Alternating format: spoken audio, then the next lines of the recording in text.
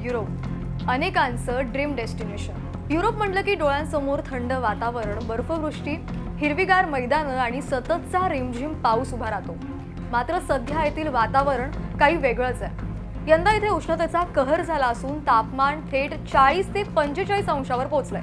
तापमान इतक्या अंशावर गेल्याने अक्षरशः रस्ते आणि ट्रॅफिक सिग्नल वितळू लागल्याची धक्कादायक परिस्थिती तिथे निर्माण झाली आहे। एरवी आल्हाददायक आणि थंड वातावरणासाठी ओळखल्या जाणाऱ्या जर्मनी, इटलीसह अनेक युरोपीय देशांना सध्या तीव्र उष्णतेच्या लाटाने वेढलंय।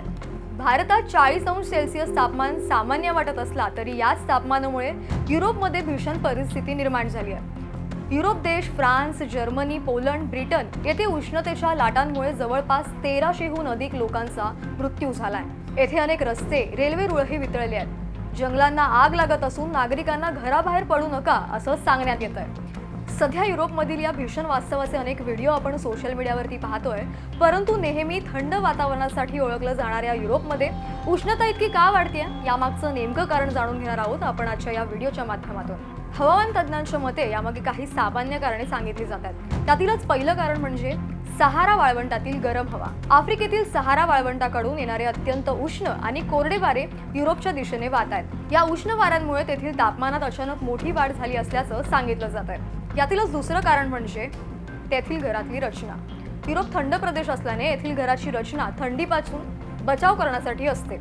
जाड भिंत, उष्णता आत टिकून ठेवता येणाऱ्या रचनेमुळे उन्हाळ्यात परिस्थिती आणखी बिकट होते। तीव्र उष्णतेमुळे दिवसभर साठलेली ऊर्जा रात्री बाहेर पडत नसल्याने घरातील तापमान जास्त वेळ राहतं। शिवाय युरोपमध्ये थंडीमुळे अनेक घरांमध्ये एअर कंडिशनरची सुविधाही मर्यादित असते। यामुळे देखील उष्णतेपासून सुटका मिळणं अत्यंत कठीण होतं। यातीलच तिसरं कारण म्हणजे ओमेगा ब्लॉक आणि हीट डोम। ओमेगा ब्लॉकमुळे वातावरणातील उच्च दाब जास्त काळ एकाच ठिकाणी स्थिर राहतो। यामुळे आफ्रिकेकडून येणाऱ्या गरम हवेचा प्रवाह युरोपमध्ये अडकतो आणि थंड हवा रोखली जाते। तर हीट डोममुळे गरम हवा जमिनीजवळच अडकते।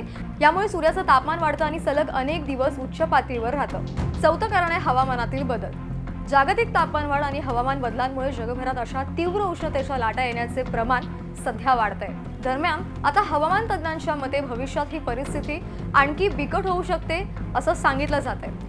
सध्या युरोपमधील तापमान सरासरीपेक्षा अधिक वेगाने वाढतंय। यामुळे जंगलातील आग, पाणी टंचाई, शेतीचे नुकसान आणि उष्णतेमुळे अनेक नागरिकांचा मृत्यू त्याचा आकडा सध्या खूप वाढतोय। एकंदरीतच ही सर्व परिस्थिती पाहता युरोपमध्ये निर्माण झालेल्या निसर्गाचा हा इशारा आपण कधी गांभीर्याने घेणार आहोत असा प्रश्न सध्या उपस्थित होतोय।